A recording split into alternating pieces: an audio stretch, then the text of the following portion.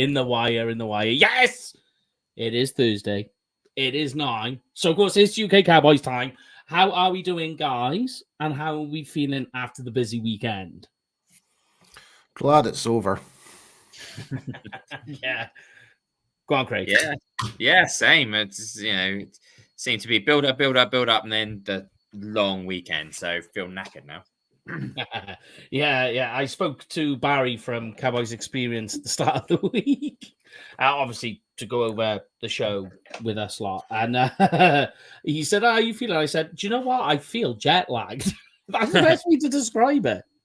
And I'm the best person to actually talk about that. This guy right here, he's always jet lagged. He's jet lagged right now, and he hasn't gone anywhere. Yeah. Yeah. So this is the final draft show of 2024. So thank you for joining us. I am going to give a big shout out, first of all, guys. I want to give a big shout out to the 11,000 people that joined us over the draft weekend. Guys are amazing. Brilliant. Everybody on the podcast as well. You guys are freaking awesome. So it's been one of the best draft weekends in terms of what we did on the show here. And we've got you guys to thank for it. So congratulations to the Ukies. Woo. That's amazing. 11,000. Yeah. That's from downloads, live stream, watching the stream, everything in total. The whole shebang. So, people, you are amazing. So, yes, we are going to do a review now of the Cowboys draft. We're going to go through it. Although behind the scenes, that's all going on there anyway. For these guys, the guys who have been drafted, this is only just the beginning. For us, it's the end. But for them, we haven't even started yet. Correction, mate. It's the end for you till next year. Oh, yeah. Well, my 2020, I've got some guys on my board already. I've got, I think I got about 80, I think it's 82 players on there at the moment. Well, I'll be honest. One player really stood out for me. It's the running back from Cal, Jaden Ott. Man, he looks good. Yeah, I mean, yeah, he is good. I mean, like the running back class next year is very significantly different. So and here we go. We got a new guy. We got Tim Warner in the house. Yep. Tim's came in and watched the stream a couple of times. Good to see you, Tim. Welcome back. Yeah. So we're a little bit more awake this time. In fact, so awake that towards the end of day 3, Paul was slipping lower and lower and lower in his chair till in the end you could just see his arm. It was literally like this. He was just going further and further. You're just like, Paulie, he's still with us. All you can do is, yeah, I'm still here. No, what's that bit from the Little Giants? Is like one of the players, and the player goes, "You rang." And I mean, like, what happened is, I think me and you messed up on day 1 because we ended up hanging on. We went on a couple of shows on day 1. We ended up hanging on one a little bit too. I think it was about 6:30 by the time we stopped doing the various rounds. We should never have done that. I think next year one of the things I will do is when this stream stops, that's when I'll stop. Yeah. Save a little in the tank for day 2. Yeah. Well, Yeah. me too. I didn't feel so bad. I was still kind of buzzing. You still got the adrenaline going, haven't you, on day 2? It's like day 3, and it's like you're now into like 3 days. I timed it as well, 3 days, and I had 6 hours sleep. Sounds like me and my whole week. Yeah. So now we're gonna get. We will get into the undrafted free agent. We're not gonna do that today. But you will see my various articles on as I deep dive on all these guys. Some of them I already know. A couple, obviously, I don't. So I'm gonna have to deep dive them. But I do have a few on my draft board, so that's quite handy. But go on, Paul. I was going to say, and I'm not afraid to, and our good friend J-Tuck made a really good tweet about this. Is you've got a lot of people out there thinks like, oh yeah, he's such a good player. Okay, tell me more about this player. Yeah, and then they get backed into a corner. I, for one, I am not ashamed to admit I have no clue about the majority of these undrafted free agents, and this is what the whole learning process is, getting to know these players. So, but yeah, that's. I just wanted to say that because this is what we're doing. We're trying to learn more about these guys, what they're all about, and do our due diligence. Is like, okay, is there a shot for these particular players that may actually make it onto the team? Could there be an upset? Because we saw that in recent years. Marquise Bell, undrafted free agent, he made the roster. Don't forget Tony Romo, all the way back then, undrafted free agent, ended up being our starter and franchise quarterback. So it can happen. Terrence Steele and Lyle Collins. There you go. Well, to be fair, Collins, to be fair, should have been our first round draft pick. He should have been. But Terrence Steele, absolutely, yeah. Brandon Aubrey last year. There you go. Yeah. Turns out to be the best kicker in the league. Yeah. By a long mile. Didn't miss a kiss. Didn't miss a kick. Wait. Are you trying to tell us something here, Craig? That's what happened when he disappeared when we were in Texas.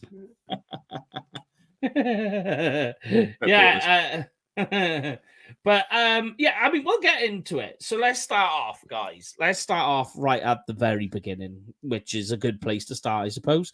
Let's start with the first round pick. So what's important to know with the pick?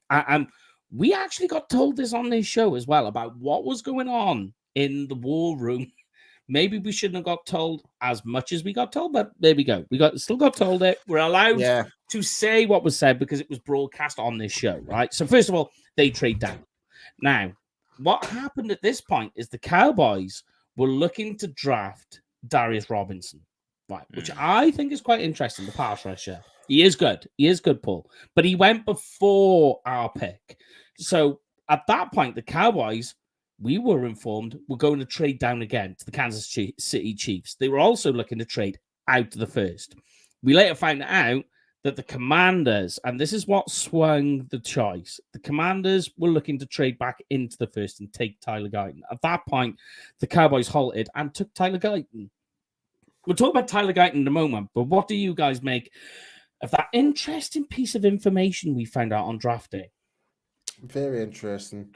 We don't want to give any of our divisional rivals any advantage at all. So I think sticking at 29 was definitely the best move. We picked up an extra third round, and we will go out to talk about that third round pick, which I'm very, very excited about.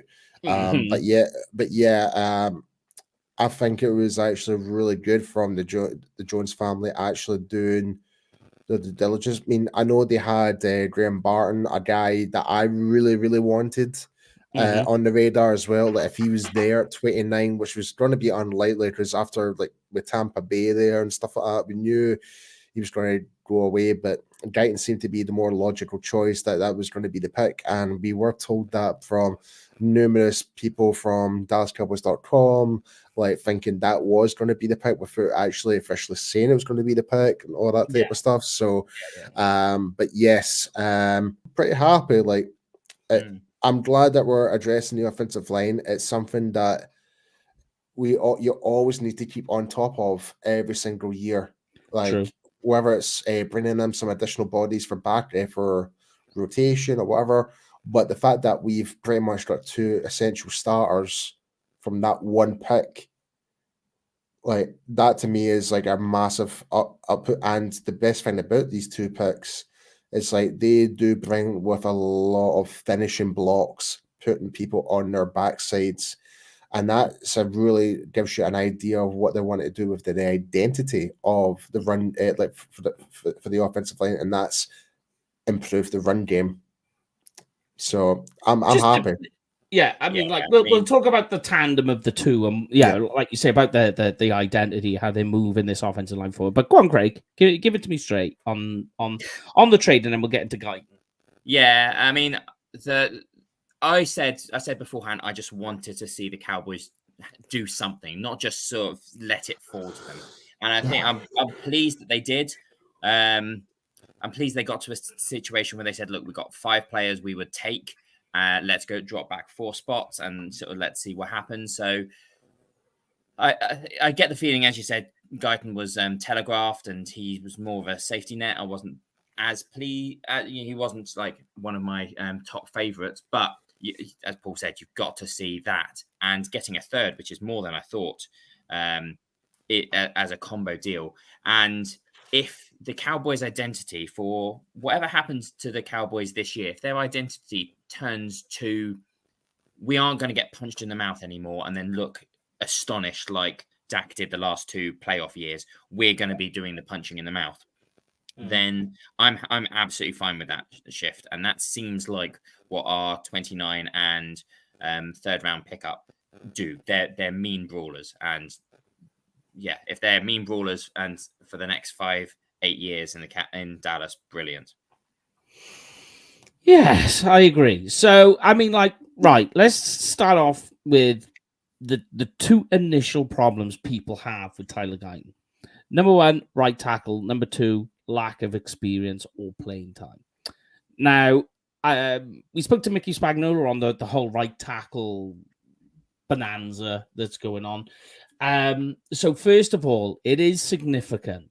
It's significant that Tyler Guyton, yes, was right tackle, but he was the blindside blocker for a left-hand quarterback, which means he knows how to do blindside blocking.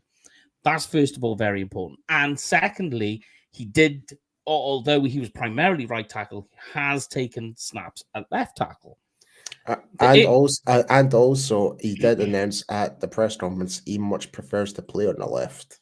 Yeah. Yes. Yeah. Which I think most guys would, to be honest with you. I mean, I know I do. I hated playing on the right. I think when you're right-handed, and depending on which side of your body, I think most right-handed people tend to shift on their right a lot more because it's just that's what you're used to. I think so that makes being able to play on the left a lot easier, if that makes any sense. Yeah, I think. I mean, I don't think it's that much of a challenge, particularly as you said. He played that, and he was cut. It was, if we just say blindside rather than right or left, he's got the experience as a blindside tackle. That's fine. We've got time to bring it in. We've got some excellent O-line coaches in Dallas. He can develop into that. He, may not be Pro Bowl ready week 1, but I see no reason why he can't mature into Pro Bowl ready by the end of the season. Very true. So let's move to the second problem, and this is one that is significant, and there isn't really that much we can do or say in terms of this, and that is playing time. It is significant. I will say that given that he did have a reduced amount of snaps, which means that the floor is quite low for him. But this is how I feel about it, is that A, there's not that much tread taken off the tires with him, right? That means he's fairly fresh. And secondly, it does mean that he has, and me and you, Paul, spoke about this on JTech Show. It means he comes with less bad habits you need to coach out of him. And I think that's an important thing to take away. I don't know what you guys think. Tell me what you think about the lack of playing time with Guyton. I don't see much of an issue if I'm being perfectly honest. Like I'd be more concerned if we were to draft a running back who had a lot of tread on his wheels during college. That would be more of a concern to me. Or a linebacker. Like those type of players where injuries can alter your career and you can never ever be the same again. Whereas if you're an offensive lineman, if you pick like were to get an injury, you can still play up to a high enough level. Like we've seen that time and time over again with numerous offensive linemen, but you see the opposite effect with running backs and linebackers. They pick up a significant injury.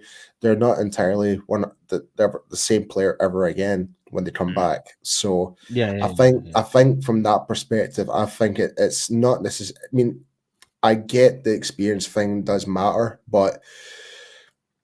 and like you said, it's like it doesn't have much bad habits. So we've got him like in a really good state where he can actually pick up the really good habits from Solari and like so learn from like so Zach Martin, learn from Tyler, learn from maybe not so much Tyler with the hands, mind you, but But basically, we've got our. But when you look at it, like we've got he's 6'5", 6'6", over 300 pounds, athletic as anything, good feet. Like, what more can you want? A towering left tackle. It's going to overproceed that. So, yeah. I mean, it is funny because when the pick happened, Tony Catalina and myself were speaking behind the scenes. We were chatting about it, and he was sending video clips and just like saying, "Well, what do you reckon?" And I said, "Well, the first thing that pops straight out, ignore what's going on the field. Just look at what you see just there right now before the play even happens. You go, okay, I can find Tyler Guyton very easily. I find him on the field straight away. That should be the first thing that stands out to you, that he stands out so significant and so easily on the field. That tells you all you need to know. Yeah, I mean, he is a presence, and the other things can be developed, but as long as he's got the presence, the athletic snap, the ability to, he may not have on the field experience, but he would have gone through the same tape watching, all that kind of play recognition, awareness, maturity that the starter would have. So actually, I'm fine with the fact that this isn't someone who's was in a they just picked up off a bar. He used to play lacrosse, and then next season he's in the NFL. This is someone who has developed during college. I am absolutely happy the fact that he's not coming in with bad habits or niggling injuries or he's expended his best in college level. This is a prospect that can very quickly become an absolute force. Yeah, no, definitely.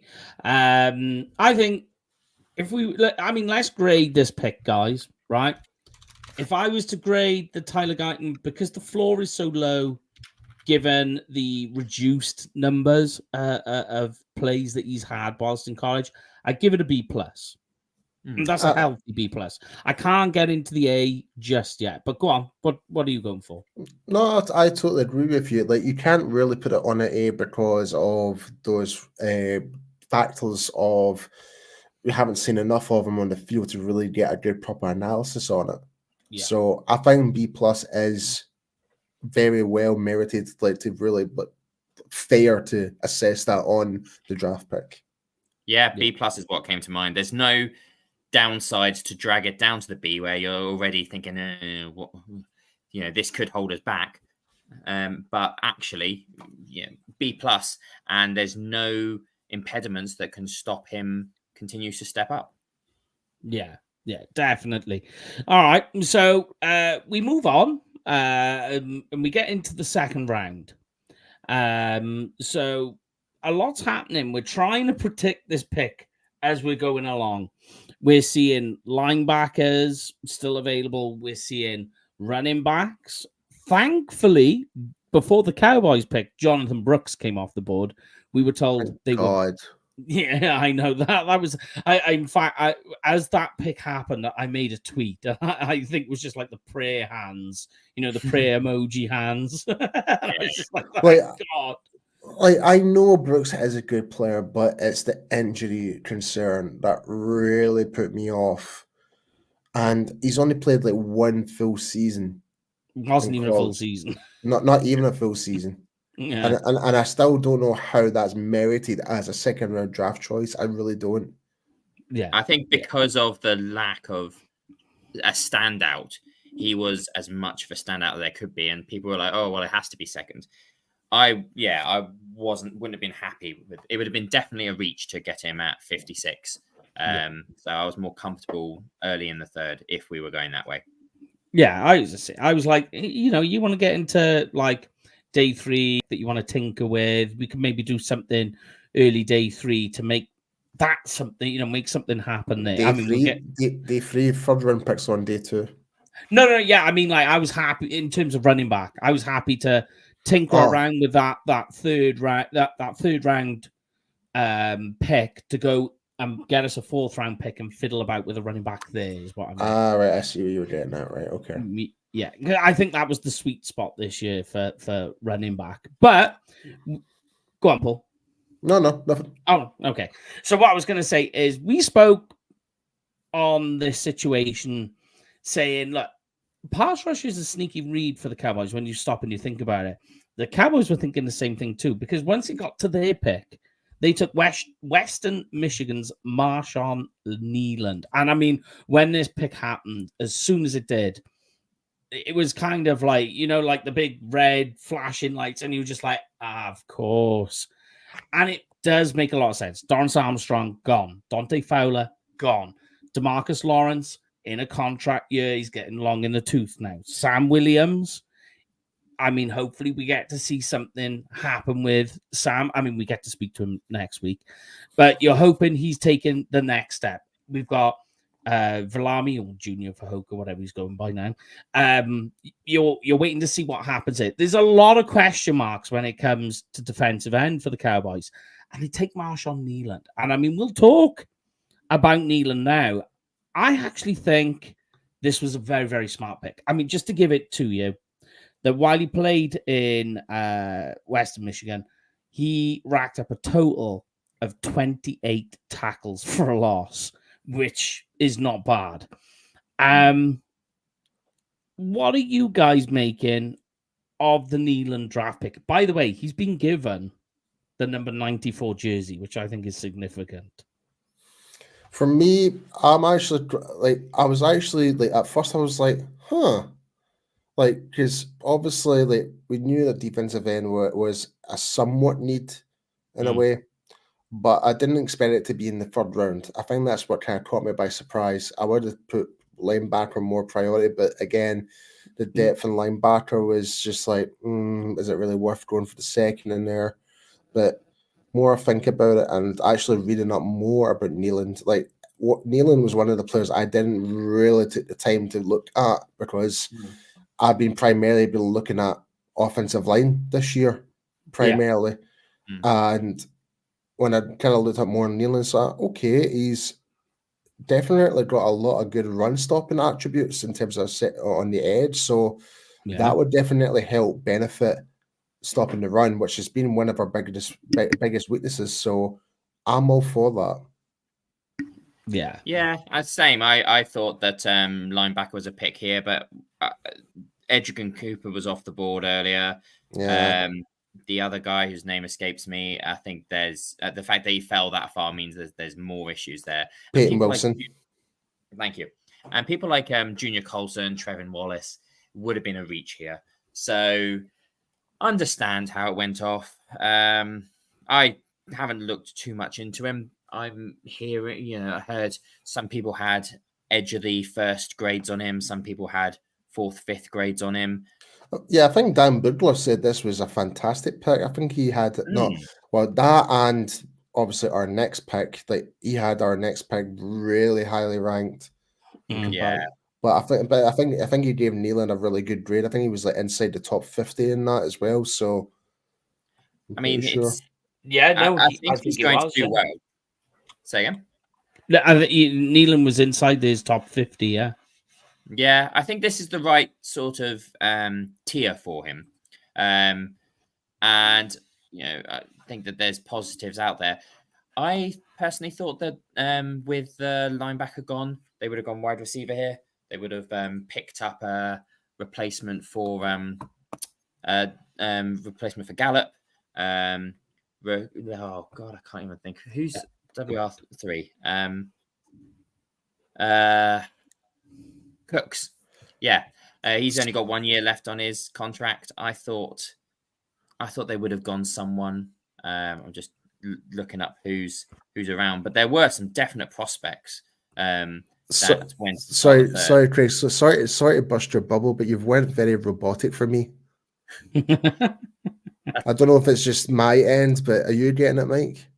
It cut out in and out a little bit, yeah. But I got the gist of it. We got the gist. I thought they would have gone Corley or someone like that as a future wide receiver too. But okay, Neeland seems to be the right tier for him. I need to know more, need to see more, have hope for him. Like, I will say though, giving him the number 94 is kind of like maybe putting a wee bit too much pressure on him. But I think with this being such a very underrated pick, and people were kind of a bit, all right, okay, like we're not blown away and we're not disappointed. It's like makes sense. I think that this could potentially be one of the picks that might overseed what our early expectations are. It could be that Neeland could come off from the get-go and really set the precedence here. Who knows? Yeah.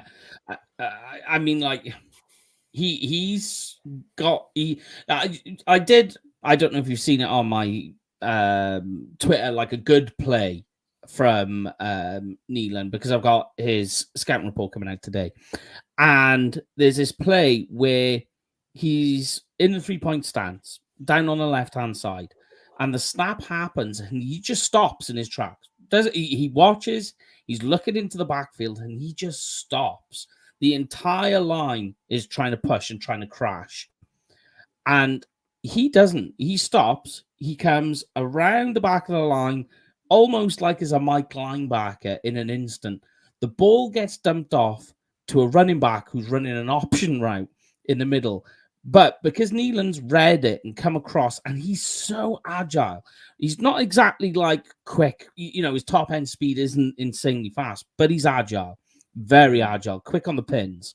And he comes across and he's just instantly on this running back. He wraps him up, causes a fumble, the ball's gone, and this is Neeland. This is what you get. And what I see in him is a little bit of Hassan Reddick. Yeah. And that's not so much in terms of the. Go on, sorry. Yeah, and that's something that we've been on the receiving end of twice a year. So if we're picking up a young Reddick, that could be a real investment. Yeah. Like what I'm seeing is like a guy who can play with his hand down, but he's better in the 2-point stance and moving and being mobile.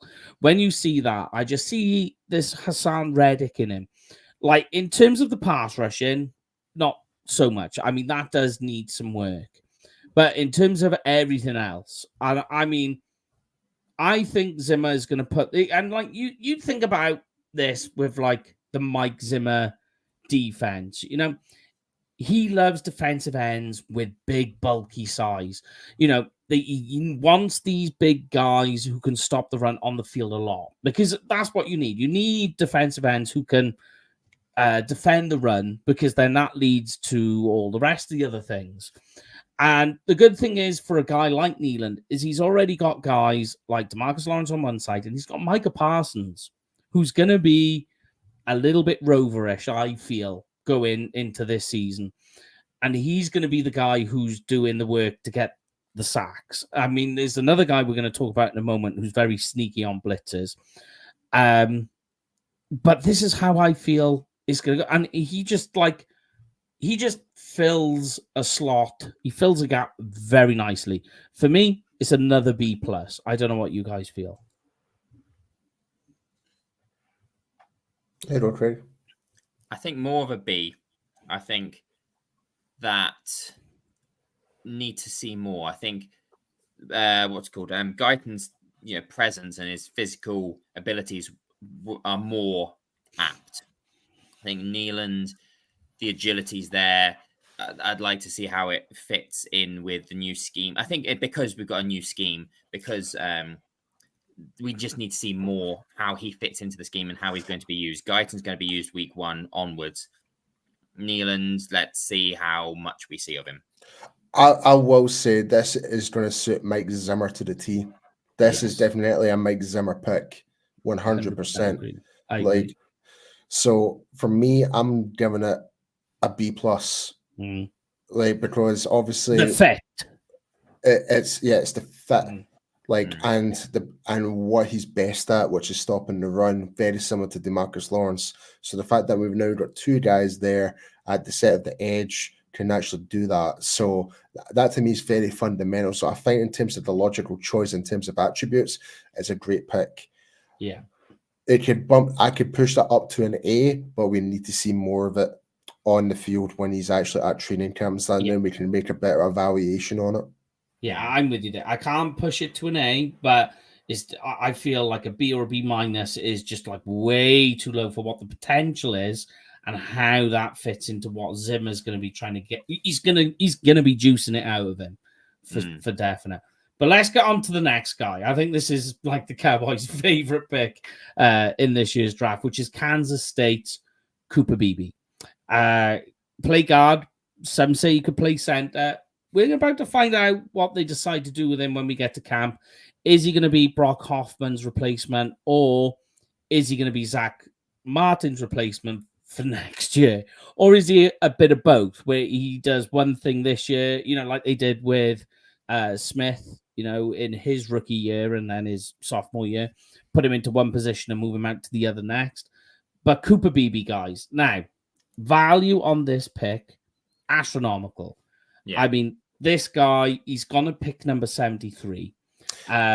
He was ranked 34th or 35th, or he was the low 30s on Dame Boodler's The Beast. Yeah, yes, he was. So he was basically a first round grade, essentially. Yeah, just outside of On my board, I think he was in the mid 30s as well, and I was just like, wow. So this pick, ironically, was from the trade that they had with Detroit. So they use it to corral 2 offensive linemen essentially with 1 pick. For me, I mean, like you said, Paul, we go back to offensive line identity. When you look at what they have in Smith with the run blocking, the nastiness, the mauler attitude, you look at Guyton, size, athleticism, mauling attitude. Then you go to Cooper Beebe. And Cooper Beebe, if you haven't gone to hear his interview about dirting players, I mean, like, the guy is a psycho, right? And I like that. I like that. And as well as I do, Paul, psycho attitude on the offensive line is maybe the best trait you can have. Give it to me straight, guys.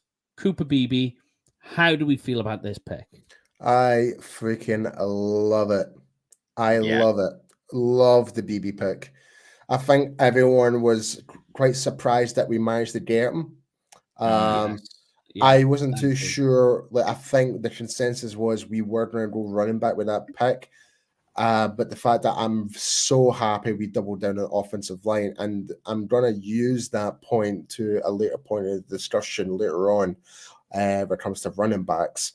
But I think this is a fantastic pick. He has had snaps playing at center, not in a game, but he's had, and his former teammates at Kansas State, have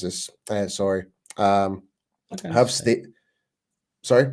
He is Kansas State. Right. Kansas State, sorry. Yeah, you're right. Have stated saying it's like when it comes to our offensive line, they try and teach us to be that flexible. We train every single position. And a lot of last year, Beebe, even though he was playing guard, but he was training for center because he knew it would be a more selling point for him to be drafted is highly.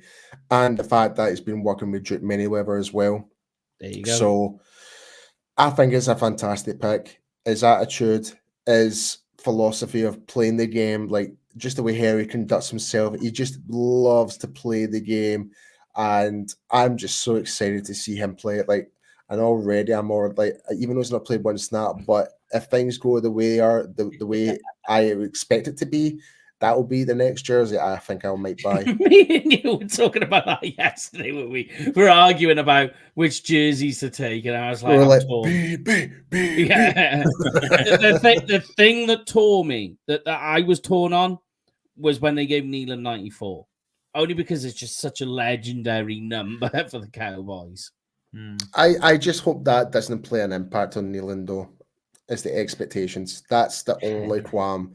If you gave him maybe like 92 from Dorrance Armstrong, there'd be less pressure on him, and that means let him do what he needs to do and set the standard. But now he's been given the 94.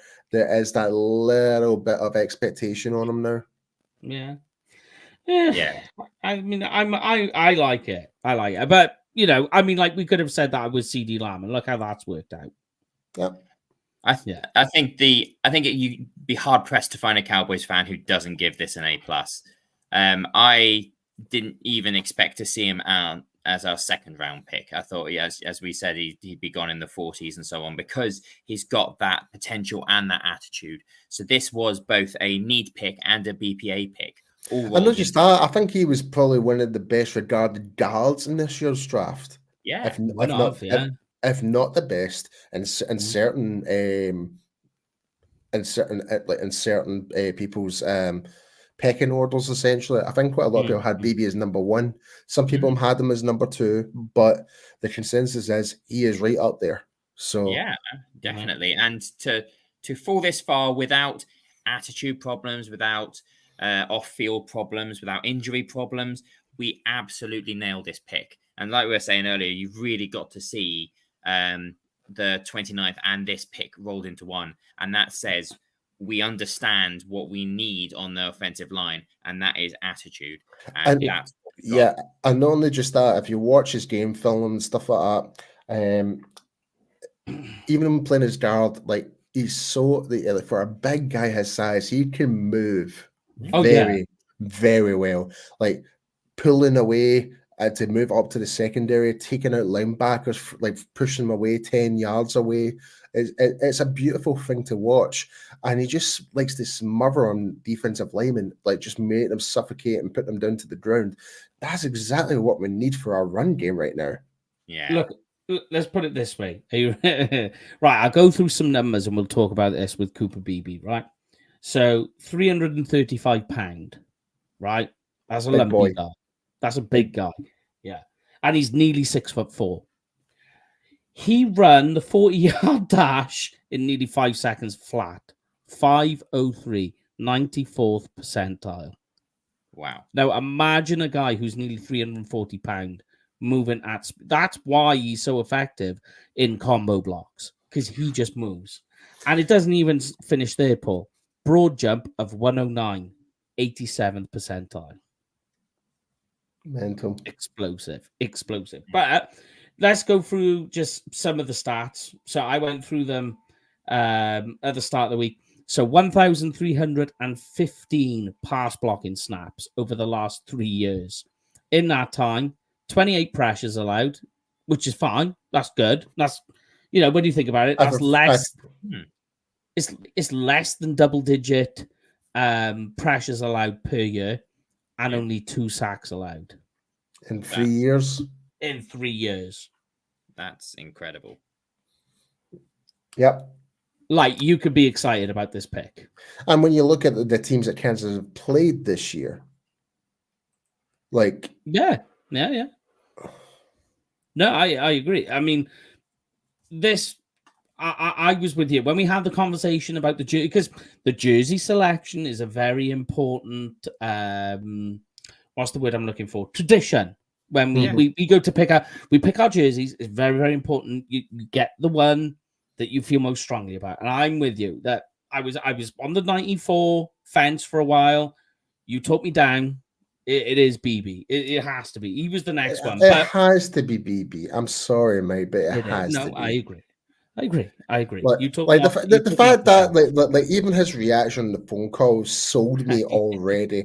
He's like, "Hey, Jerry, what's going on? Yeah, I'm ready to be a Cowboy. Yeah, like because some of the phone calls that you do hear from draft picks is like, yeah, man, I'm just ready to get to work. Like, I'm sorry. Yeah. Can you not at least be excited? Like, Yeah. whereas BB was like, oh, Jerry, yeah, man, yeah, I'll be there. I was like, can't wait to get there. And next thing you see pictures of him wearing cowboy hats through the years and stuff like that. I was like, okay, this is the guy. This is the guy. He's got We've the nailed attitude. it on the character as well as BPA. Absolutely. I agree. I feel in years to come, not straight away, but like we'll get past the rookie contract. I can see him being the guy who you see walk into the center field to take the coin. He's going to be a captain at some point. I just feel it. I can feel that's the direction this is going. Yeah, and that's probably the other thing as well. Like, he probably had, like, you could see the impact that he had with Kansas. He had that somewhat leadership quality, the way how he dominated that offensive line. Like, he knew what to do. Like, he knew how to bring structure to that old line. So, with him, if he is going to be playing center, him with Tyler Smith side by side, it might actually help Tyler to not get flagged up as much as well. Need to think about that. Yeah, definitely. So, okay, let's give this a grade. I think it's going to be unanimous here. I'm giving this an A+. I don't know about you guys. What are you going for? Oh, I'm going for an F. No, I'm only kidding. No, A+. It has to be an A+. I'm sorry. For the value, for the type of player, for one of the best guards in this year's draft, and the potential upside, like, well, he's guard / center, like, and he's working with Duke Many, whoever. Like, he's ticking a lot of these boxes, and for where we got him in the draft from a trade that we traded down for, you cannot give out anything but an A+. Nothing else. That's the thing for me. Premium. This is one. This is one. Oh, sorry, go on. It was essentially a freebie. Yeah. Freebie was a BB was a freebie. There we go. No, for me, I'm with you. And like, I think the cherry on, or not the cherry, the thing that you've got to add into it is he was a free pick. So that's the A+ reason. But go on. BB was absolutely. This is an A+. This is knock it out the park. This is one of the steals out of any team in the draft. And we have absolutely nailed it in terms of need, character, BPA. Yeah, this was the high watermark for Cowboys. Yeah, it's definitely the steal. I wouldn't say it's quite the steal what the Atlanta Falcons did in their first round. Oh, Christ. That was a shotgun to the foot. Oh, my God. I've just done the Falcons draft review, and it's tough. It's because even like they make the first pick, and what you see with the Falcons pick is a great lesson in draft sequencing, because they do that. They take the quarterback, and now their whole draft is out of whack, because then they take Rook Haroro with the next pick when there's other defensive tackles they could have taken. I'm trying to remember who was the guy who was available to them. He was one of the it's Johnny Newton. Johnny Newton's there, but that's right, from Illinois. And they're just all over the place. They take Rook, and you go, okay. But the whole thing is like, now they're just trying to play catch up with their draft, and the whole sequencing's out. It's a great lesson in how draft sequencing works. I mean, you can see the fan reactions from the actual stadium. They were not happy. They were not happy. No, I mean, I gave it a C, and literally no Falcons fans disagreed. They were just like, this is bad. It doesn't make any sense. I'll be back in 2 minutes. I'll be back in 2 minutes. Yeah. I mean, we'll talk about the next guy while we're here then. And with the next third round pick, linebacker was a need, so they take at pick number 87 the Notre Dame linebacker Maurice Liafu. Now, I think of all the picks they made so far, they were all on point. But I will say that this one I didn't like as much as the others. I tell you what, this is how I'll do it. I'll give you my grade first. I still give this a B, right? I'll get your take first, Craig, and I'll see if I can talk you down if you feel that this isn't a very good pick. And some people will say they'll have problems with it. I will explain in a moment why I like it and what he's going to do. But hit me with it. What did you think of this pick initially? This was the biggest head scratcher. This was someone who came a bit out of left field. This was, he was getting late fourth, early fifth round grades. I know we got the high watermark, the steal earlier in the third round. even if we weren't looking at running back, and that's a discussion for later on or another day, there was some real talents. I think we talked about, there were some real talents there. We hadn't really tapped out wide receiver yet. We hadn't built up the defensive tackle position much. This felt a stretch.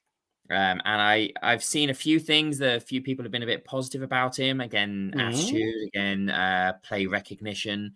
I don't know if that's enough to shift it into B- territory for me yet. I'm going to have to see more. Right. So here's the things, right? So he does have issues with missed tackles, right? I will say that.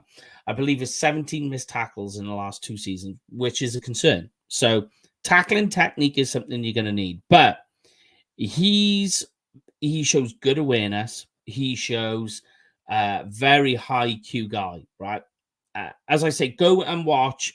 I've done it today on my Twitter. A play again a good play. So I always do one positive, one negative, no matter what. So I've done a positive play with Maurice, and the guy he's square to the line. He's doing exactly something I always say linebackers should all do in run defense. So stay square to the line, and they go slow before you know. So he's shuffling across, he's watching, and as soon as he sees the running back coming across, he cuts, he scrapes, textbook, comes across, hits the running back, and that guy is down, and it's a huge play. Fantastic tackle, wraps him up. That's it, game over. So what you see with him is these fantastic plays where he's watching, he's recognizing, and he plays with a very aggressive demeanor, very aggressive, hot motor is what he has. This is the thing that lands him in trouble the most. So it's both a positive and it's his blessing and his curse, right? So he has this fantastic first step when the snap happens. You watch, explodes, he goes. But he's playing with his hair on fire so much, he will miss the tackle because he wants to lay the big hit. He always wants to lay the big. So that causes him to miss tackles. The other thing he'll do is he will run himself out of position, or he will cause himself to have a misstep because he's just playing so fast and so on fire. He doesn't realize that he's doing these things. I think if you can teach him patience and you can teach him to come down a shade, and I've always said this, me and Paul talked about this before, right? Which do you think is easier, guys? To have a player whose motor is red hot and you bring him down. So you like say, oh yeah, this is great. Energy levels are great. You know, your stamina levels and all of this is great. I just need you to come down one level. I think that's a lot easier than having a guy that plays at, say, a 6 and you want him to play at 8. Yeah. I'd rather have a guy who's at 10 and bring him down. That, to me, is more coachable. That's easier. I don't know what you think. Yeah, especially over time, and particularly if you're coming back from an injury, it's harder to continue to climb that mountain. It's better to be higher and to rein it in, to teach technique, to teach recognition. He feels like someone who will explode in the middle of the second year because he's just reached that point where, everything clicks. I think looking on in reflection, knowing now that we weren't going to do anything in the 4th round, I think because there is such a fall from here, this was our last guaranteed starter one. So I don't know if we have the patience or have the time to invest in a prospect here. What do you think, Paul? Yeah, I totally agree. For me, like we know, like Samaras is actually like you said, very high motored. The one thing that really impresses me about Morris is like he is very a bit of a commander in ship type of role. Definitely. And to me, he's like a more hyperactive Polynesian version of Sean Lee. Yeah.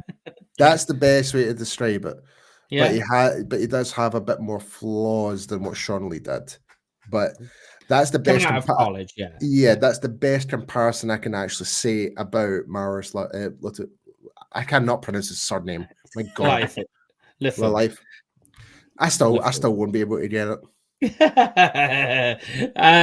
But I tell you another thing he's going to do, which I feel in his rookie season is really going to help him come along and be really good Kendricks. Eric Kendricks is a big thing, but I also think that the way he gets to show off how good he is on special teams. Yeah. Oh, he's going to be, especially when it comes to like field goal kicks, like blocking them. Like, he's just going to be that guy who you just fire down, and the open field tackles he needs to work on. But I do feel he's going to be really good. The way he scrapes, right?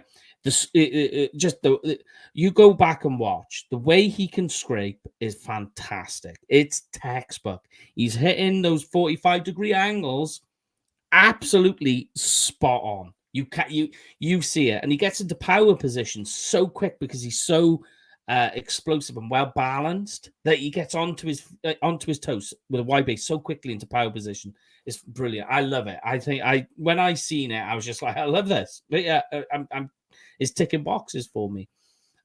So for me, I've already said this. This is a B grade for me. It's not B minus, not B plus, because he does have work to do. But it's a pick that has a lot of upside because he's cerebral, because he's high IQ, he's blue collar, he's high motor guy. To me, there's too many positive traits here to say like, nah, he's less than this. Yeah, I was tempted to kind of push it up to a B plus based on. That's fine. Yeah. I would do that. Yeah, again, it's definitely not an A. Like there is things that he needs to still work on, but I think his actual traits in terms of his intelligence, to be able to read the play, and his high motor is definitely, and from where we got him in that late part of the first round, I thought it's actually still not pretty bad value. I thought so. I'll give it a B plus. Yeah, Greg. Yeah, maybe B minus. All those points about it. I think it's just because we had to hit with these four, and we did clearly hit with the first three. This feels like a year two prospect. I don't know. Again, happy to be proved wrong if he has a breakout season, or if Kendricks doesn't see the field as much as we'd like him to. But I think that there needs to be some development there. I mean, that's the beauty about this, Craig, is the fact that we love to be wrong. We love to eat humble pie. I certainly know I do. If I'm wrong about someone, I would love them to prove me wrong more than anything. Because at the end of the day, they're playing for our team, and nothing like I'll still root for those guys, whatever not. But if I am wrong in my assessment, I'll hold my hand up. It's like, okay, wow, you definitely changed my whole perspective. So so hopefully Maris can actually do that. Yeah, and I'm hoping that is certainly the case with the next pick. Now we started the show and we got into day 3, and we had to wait a long time. We waited a long time for pick 174 to come around. When it did, they made quite a surprise pick. Now, this is probably my least favorite pick of all the picks they made, is Kalen Carson, the quarterback from Wake Forest. Now, I will say his 2022 tape, if you watch it, is much better than his 2023. I don't know why there was the slip. I don't know what happened. I need to maybe investigate that a little bit more. But we all knew cornerback was a need, right? You've got Trayvon Diggs coming off an ACL. We don't know where that's going to go. Jordan Lewis in a contract year, and Stephon Gilmore's gone. He may come back because the jersey number switch has been made.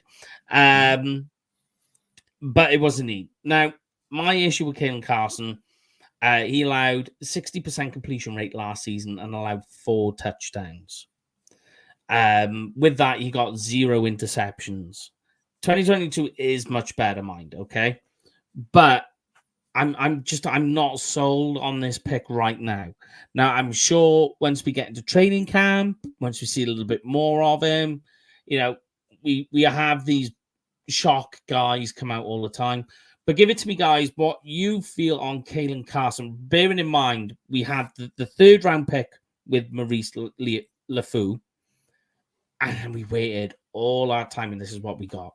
Tell me what you think. I mean, we knew corner was a secret need.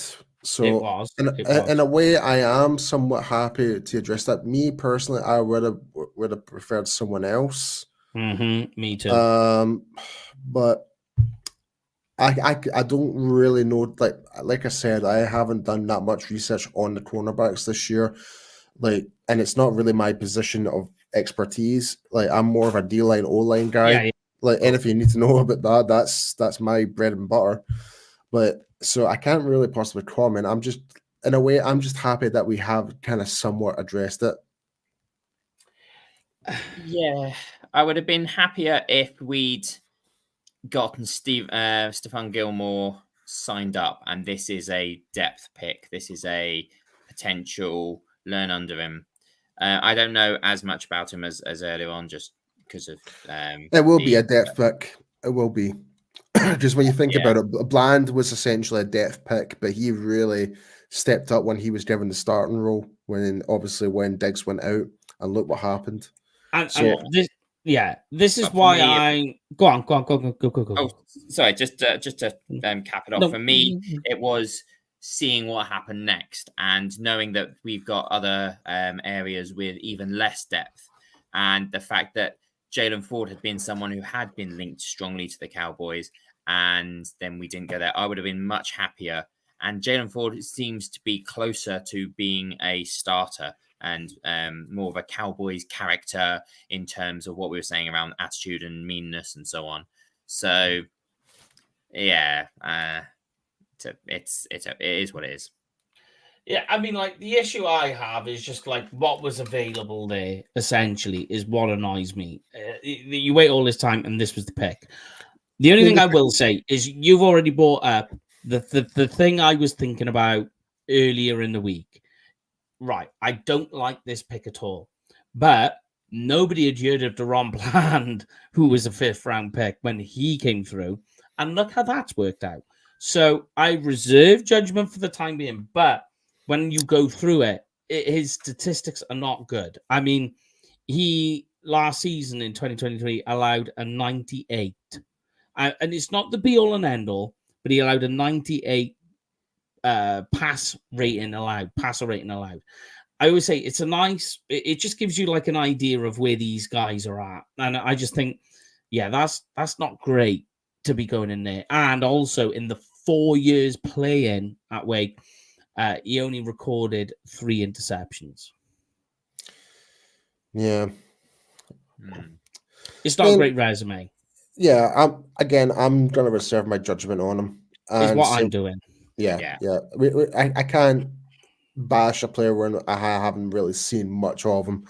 And a lot of people need to kind of remember as well, this is kind of going back to my point when we were talking about the undrafted free agents and stuff like that. If you haven't watched the guy, you can't really possibly comment on him. So, just reserve your judgment.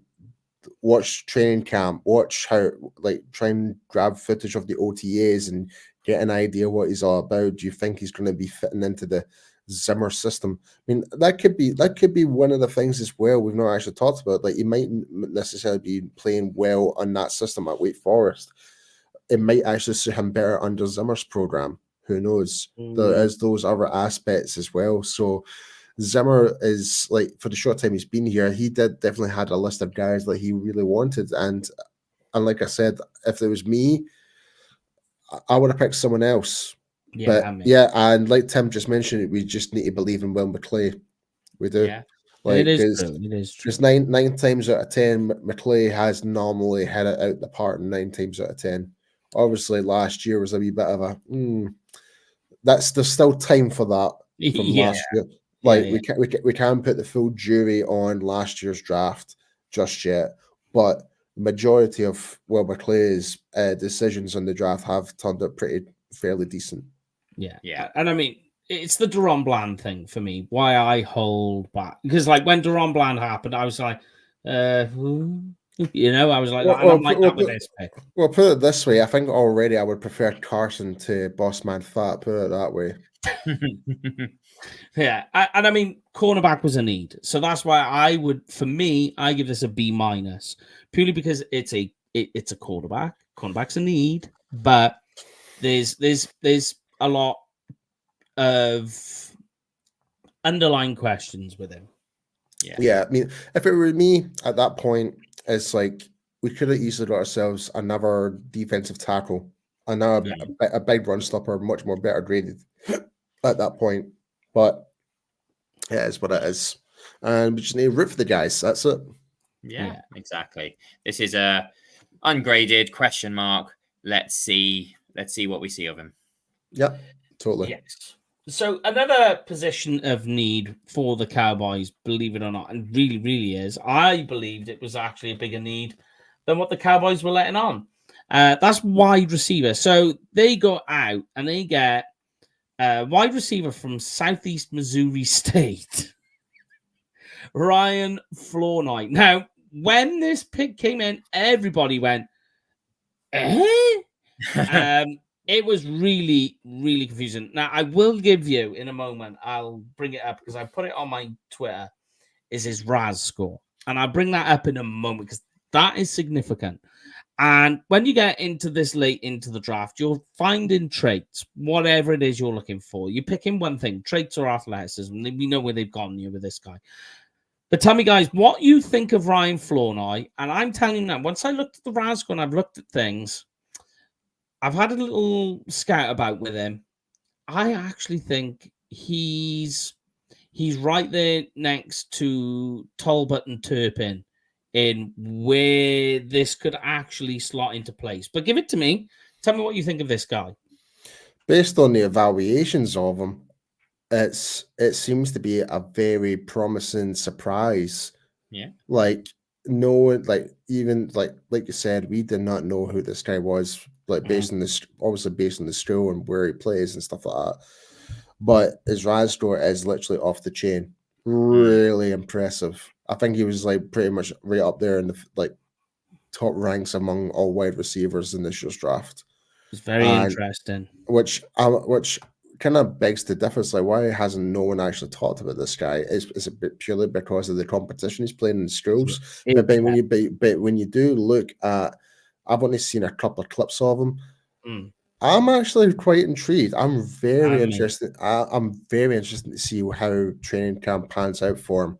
But I think for us, minimum expectations is from him right now as punt return.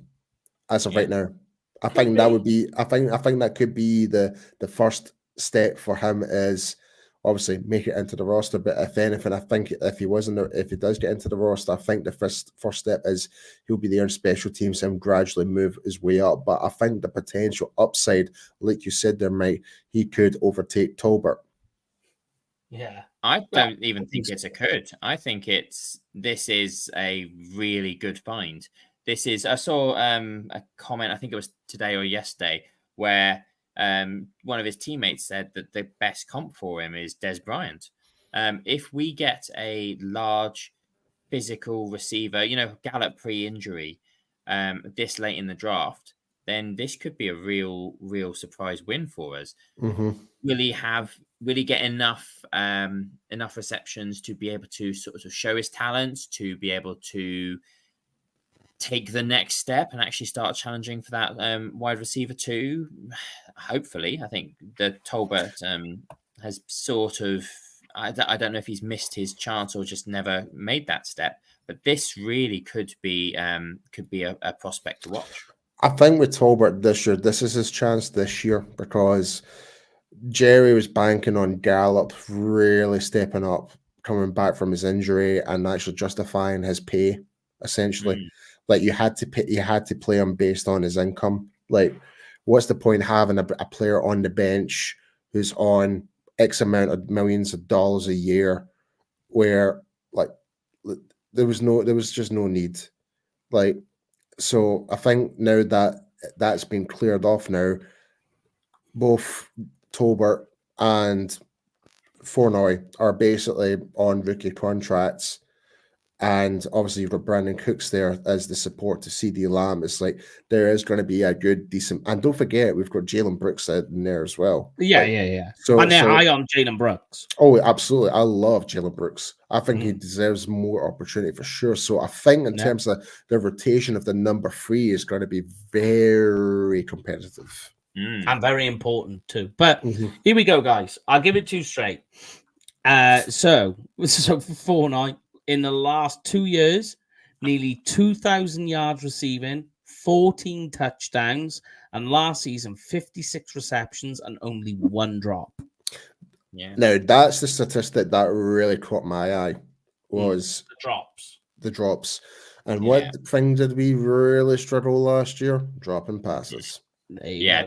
So like when you really think about it, like from in terms of what the Cowboys have done this year, they are addressing the things that hurt us last year.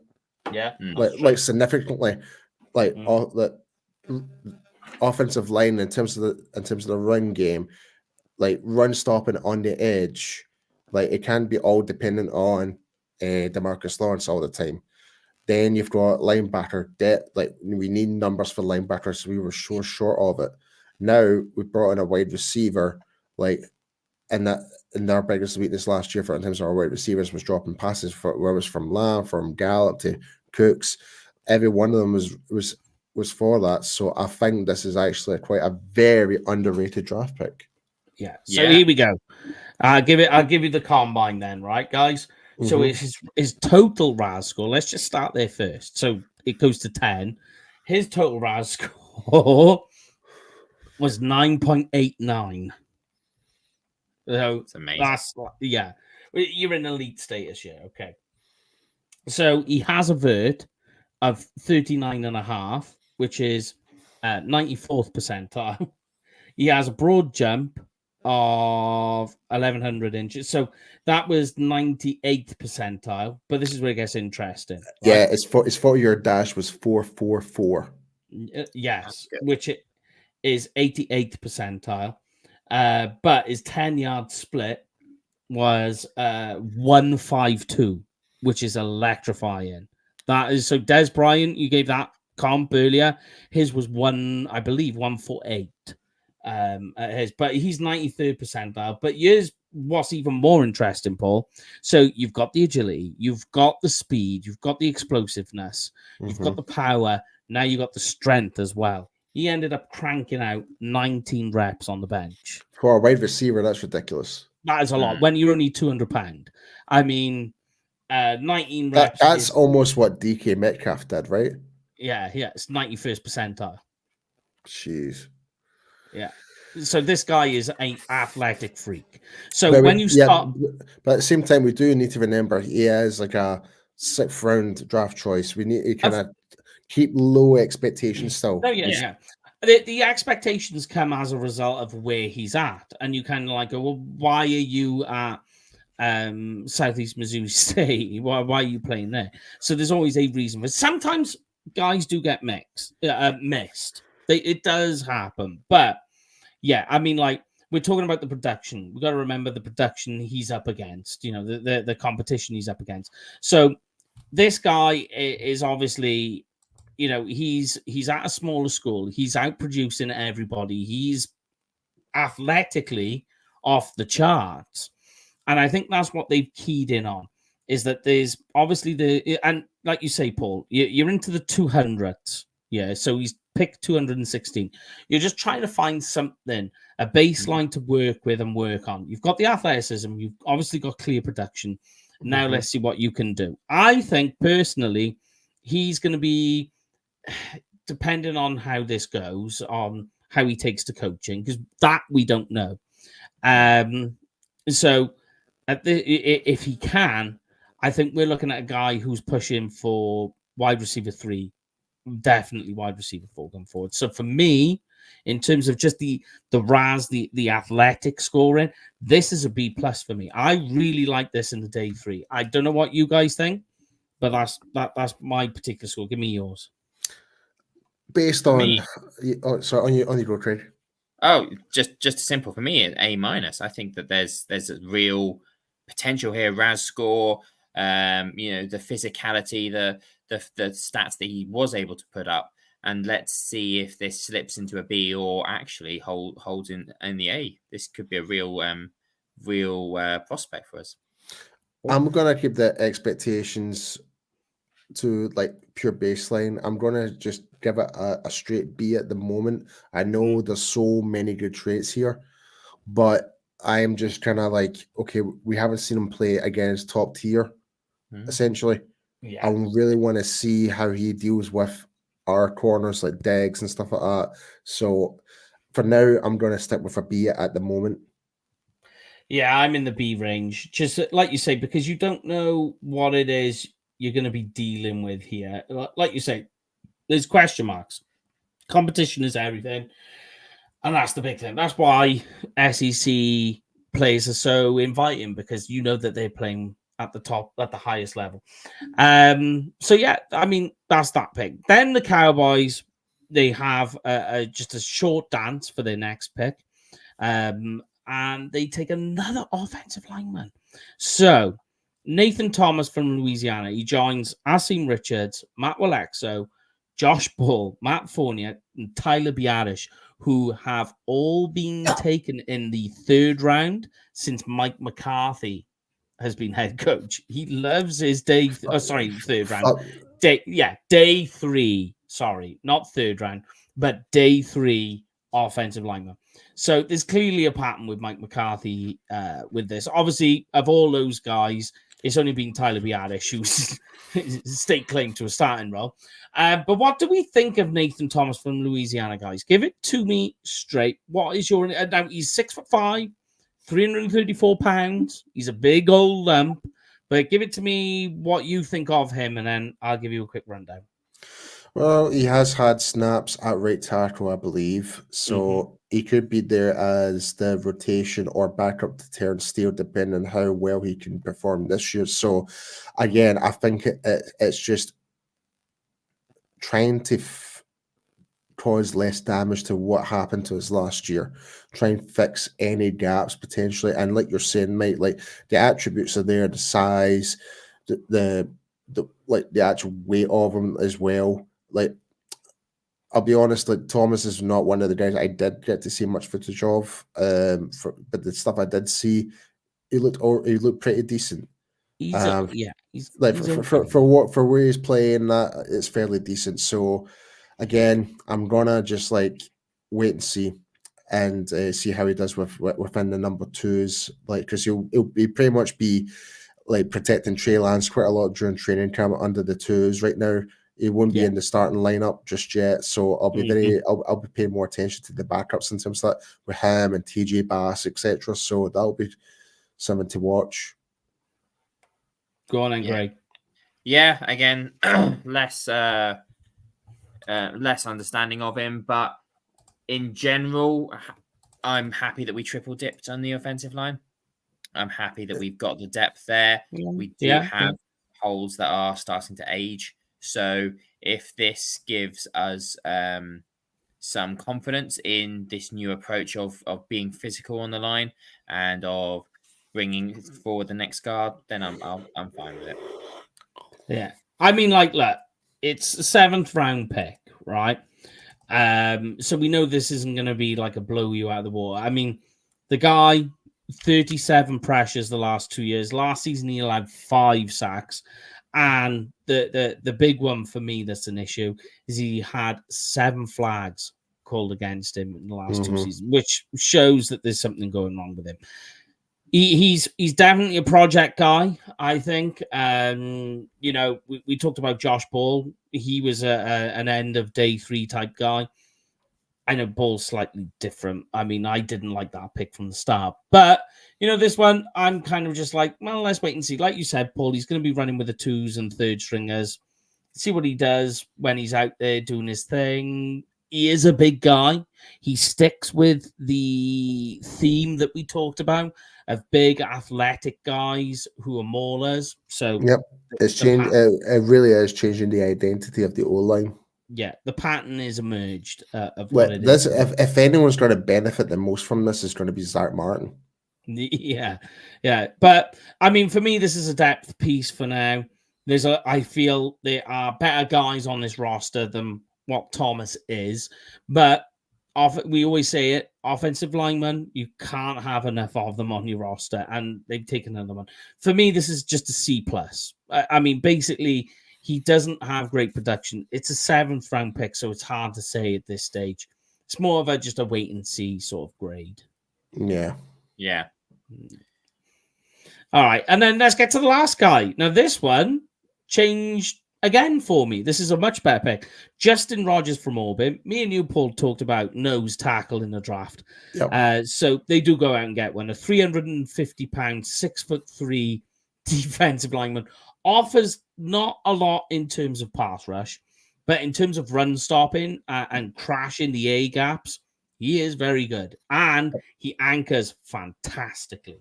Yeah. Again, the Cowboys are identifying our weaknesses from last year and trying to address that. Mm-hmm. So that alone, to me, is merited like a half decent grade already.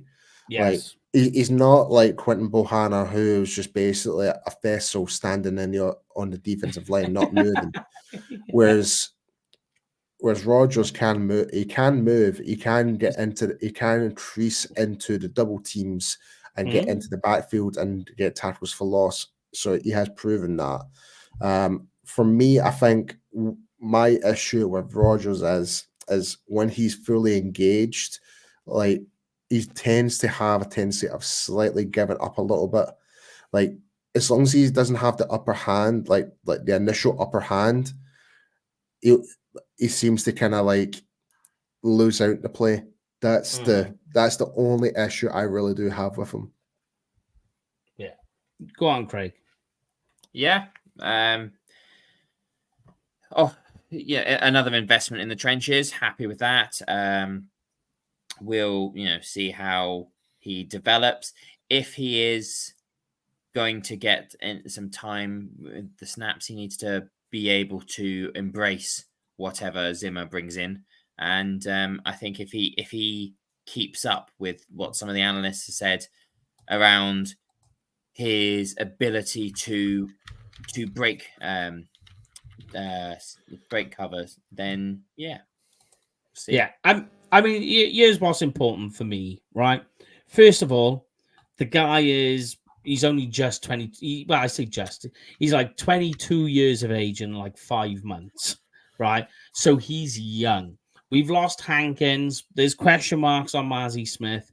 So you need to do something. You need somebody in that. And we spoke about, Paul, about the defensive start. Trying to break this defensive stopping down. They need to build that up. Marshawn Nealand was one of those picks. Maurice Lifu, he's just as good. He's also good at blitzing as well. So that lines in with Zimmer. I think Rogers does too, lines in with Zimmer. So whilst he played in college over the 3 years, Kentucky and Auburn, 94 tackles, 7 tackles for a loss. And that's all great. That's fine. But we've always said it with defensive tackle and nose tackle, it's the statistics that there's things that they do that aren't on the stat sheet, which is unfortunate. So, and Rogers is fine in what he does. He's not going to be a complete two-gapper, but he is going to anchor down. He once he anchors and he sets his feet and he puts down, he is really hard to move. He is a tough guy to you really struggle to get leverage on him, and that's what I like. And for me, that's why I give this a B+. Go on, Paul. Yeah, I was going to say, like, the best player comparison I could think of is Jarrell Johnson, player that who Mike Zimmer drafted back in 2018, I think it was. It could be. Like, he was a 4th round pick for the Vikings back in 2018. Like, and the thing with Rogers, he is a bit heavier, but in terms of similar get off, being like the anchor one tech, essentially, very similar to what is like your expectation. Like it fits the Zimmer way of how he wants to fit his defense. So I think that's actually quite interesting. Yeah, and I mean, like with Hankins gone, and with so many questions shrouded with Mazzy Smith, you have to get a nose tackle, and that's why I give this a B plus. And it's the last pick, and I'm all up for with one of your last picks, just going out and if you want to go and get a run stopping nose tackle, that's the place to do it. You want to get, take a swing on some quarterback, that's the place to do it. Use it with one of your last picks, and it's fine. But overall, I think with the Cooper BB pick, which is so important, this for me is an A- grade, generally overall. I'm gonna give it a B plus. Like I like that. Like overall, fine, but there's still more potential upside. Mm-hmm. Like like I think it's just a matter of once these players are actually put into the position under the scheme, then that's where we can really see if these players are going to elevate up or not. Yeah. But in terms of where we got these certain players, the value, needs, etc. Well, I'll do it two ways of grading it. In terms of getting a player at certain positions in the draft, yeah, it's in the A's. But in terms of the potential outcome of it, then it's a B plus. Yeah, I'm leaning towards more the B plus tier. We did exactly what I wanted them to do. Moved around, got the additional pick. We, as Paul's been saying, we've been able to address our vulnerabilities from last year, so we're not in a worse situation. I think what dragged it out of the A tier is that I think a bit of inactivity, a bit of caution crept in, and so because we didn't do anything in the fourth, because we let a few things slip. Speaking about that fourth round, moved. Speaking about that fourth round, the fact that we're not giving Trey Lance that fifth-year option makes sense, mind. But there could be a reason to that. It could be LVE all over again. Yeah, that's what I'm saying. To me, why would you give a fifth-year option to a quarterback who hasn't played? You're going to give him all that guaranteed money for what? What are you giving it to him for? So you may as well not give it to him, see how he does this year, wheel back round next season and go, look, here it is. And you're not losing or gaining anything because he's just a backup quarterback at this stage. And you just go, look, here's what we're offering you. We've worked with you these last 2 years. What do you think of this on paper? Not even a year, Mike. It's been 6 months, essentially. Yeah. I mean, like when you come round, so, there have been 2 seasons you win, but yeah, a season and a half. So, you kind of like go, this is what we'll offer you. Come back. We'll see if there's anything more in the tank.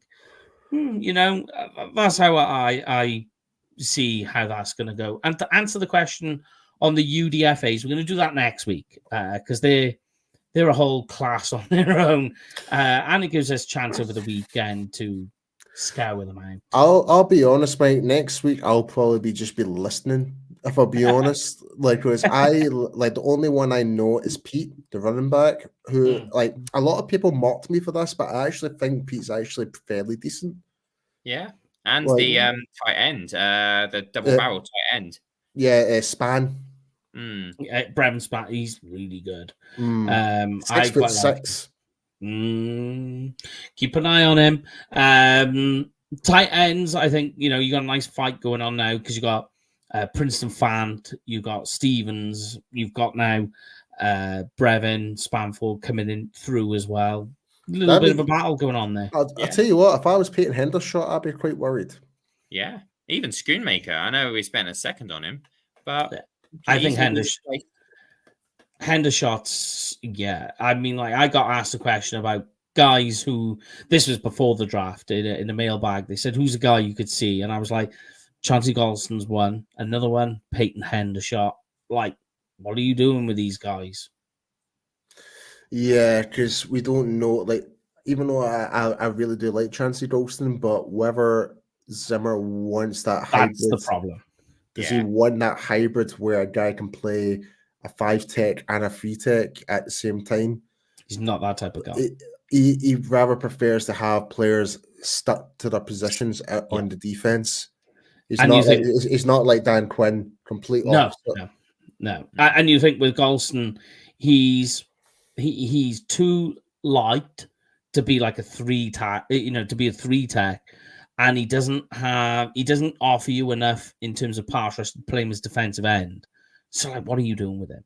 So him and Hendershot, I feel concerned about at this stage. But there we go. We're going to be doing all of that next week. So let's get into this and we can get out of here. Hit me with it, Paul. Yes, guys, if you're planning on going to a Dallas Cowboys game this year, be sure to go to cowboysexperience.com for game tickets, stadium tours, meet and greets, and much, much more. And what happens if you tell them the UK Cowboys sent you? You get free stuff and discount on your next package. That's right, baby. Yes. So that is it for us this week. We are getting out of here. So we will be back next Thursday. We're not on Tuesday. We're now into the off-season program. So yes, we'll look at UDFAs next week, and then we'll get into the position breakdown series. But before you do go, I think there was a question in regards to the schedule release. We do not know the exact date as well, but I do believe it's in a week or two. That's all we know. It's definitely no more than the 16th of May, I believe. No more than that. So it's within 2 weeks, I believe. I've seen an email from one of the teams that says it's next week. So next week, there we go. Yeah, there we go. Lovely. Well, that means I can book my flights. Yes.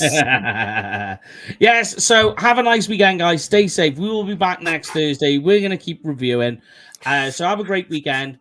I had the first word, so these guys are going to have the last word. Have a good one, guys. See you on the other side. As usual, Dallas forever, Philly for never, folks. Bring on 2024.